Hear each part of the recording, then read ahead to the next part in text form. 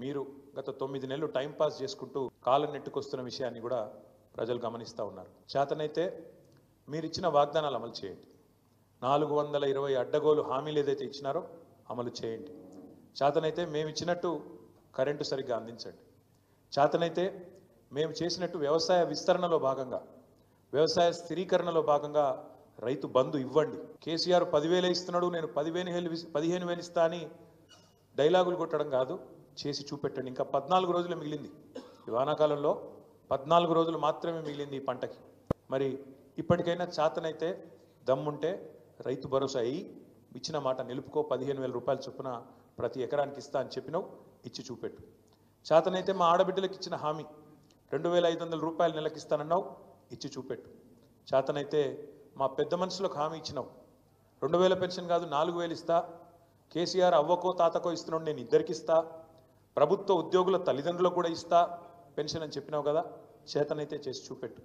మా తమ్ముళ్ళు మా చెల్లెలు ఎదురు చూస్తూ ఉన్నారు.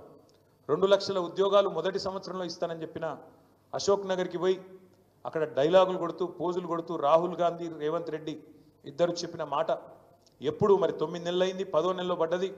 సంవత్సరం లోపల 2 లక్షల ఉద్యోగాలు అన్నారు, ఇప్పటి వరకు ఒక్క ఉద్యోగం ఇవ్వలేదు అని ఎదురు చూస్తున్న మా తమ్ముళ్లకు మా చెల్లెలకు చేతనైతే నోటిఫికేషన్లు ఇచ్చి పరిపాలనలో నీ సత్తా అయిందో చూపెట్టు.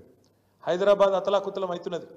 ఒకవైపు పత్రికలు రాస్తా ఉన్నాయి. ఆంధ్రజ్యోతి పత్రిక రాసింది మొన్న 28 రోజుల్లో 30 మర్డర్లు అని. ఈనాడు పత్రిక రాసింది ఈ నగరానికి ఏమైంది అని. చేతనైతే తెలివి ఉంటే శాంతి భద్రతలను అదుపులోకి తీసుకొని రా.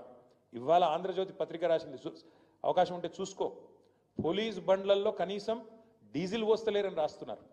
గోదావరి కన్లో పోలీస్ బండ్లలో డీజిల్ పోయకపోతే బండ్లు పక్కకు పెట్టినారు. పెట్రోల్ బంకులో మేము పోయాం బిల్లు లేకపోతే 9 నెలల నుంచి అని వాళ్ళు నిరసన వ్యక్తం చేస్తూ ఉన్నారు. ఇంకోవైపు పాఠశాలల్లో చాక్ పీసులు లేవు. చాక్ పీసులు కొనేందుకు అవకాశం లేక పాఠశాలల్లో ఉపాధ్యాయులు పాఠశాలల్లో అక్కడ ఉండే పిల్లలు బాధపడుతూ ఉన్నారు.